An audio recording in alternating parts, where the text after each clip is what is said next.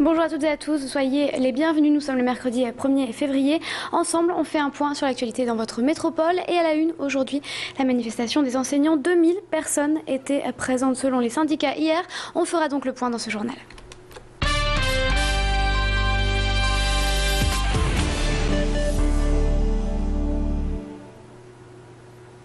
Dracula, c'est la toute dernière comédie musicale de Kamel Wally.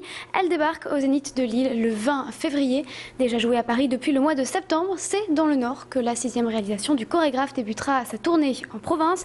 Vous y découvrirez toujours autant de décors, de détails virtuels et même des effets 3D grâce à la mise à disposition de lunettes spéciales pour les spectateurs.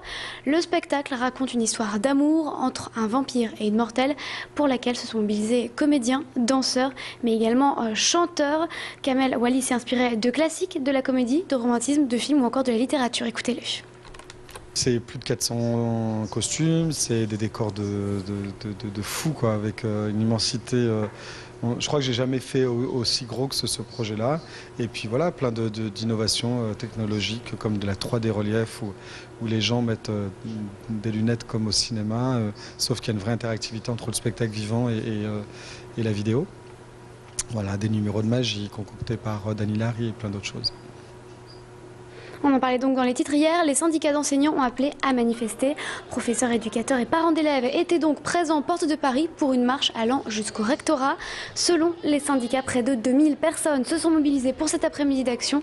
Les professeurs protestent contre la suppression de 1020 postes dans l'Académie de Lille à la rentrée prochaine, contre la mise en place d'évaluations par le chef d'établissement et les fermetures de classes prévues pour la rentrée 2012.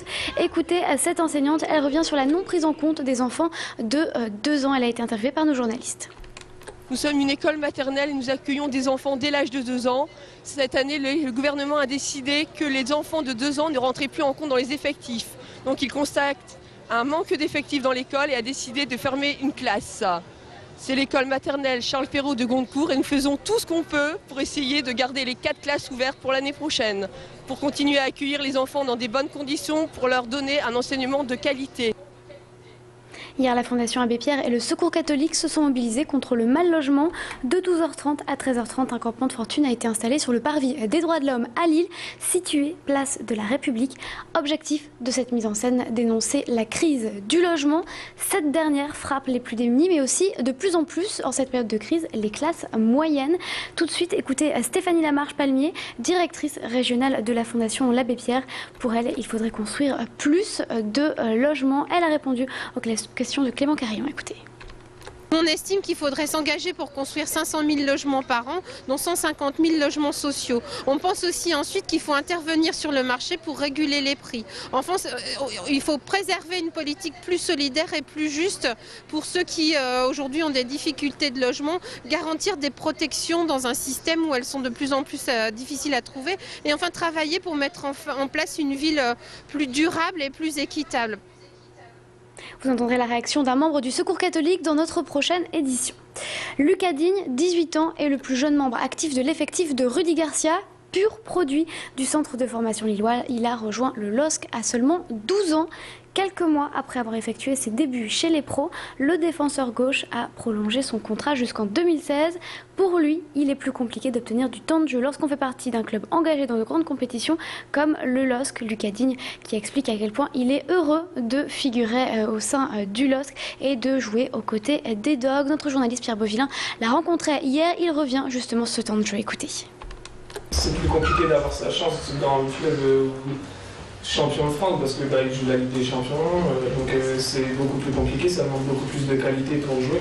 Donc à partir de ce moment-là, c'est sûr que si on joue le bas de tableau, c'est plus facile de jouer pour un jeune, mais si on joue les classes de Ligue des Champions, ça demande beaucoup plus de qualité. Donc les jeunes ont besoin de temps et d'expérience et dans le champion de France, on n'a pas forcément beaucoup pour un jeune.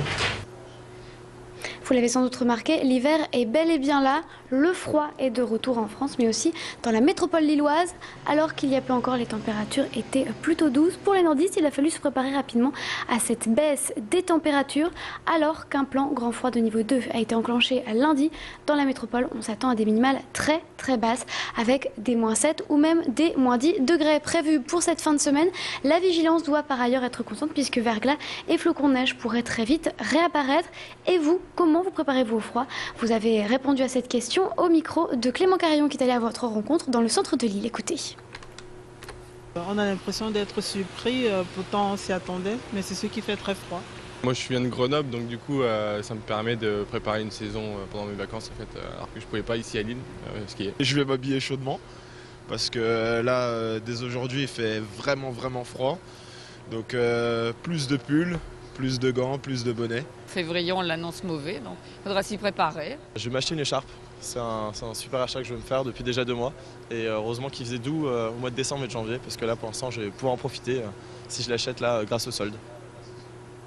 Fin de ce journal, merci de l'avoir suivi. Je rappelle l'information principale, la manifestation des enseignants hier à Lille. Ils protestent contre la suppression de 1020 postes, l'évaluation par les chefs d'établissement, mais également la fermeture de classes. Ils étaient environ 2000 selon les syndicats.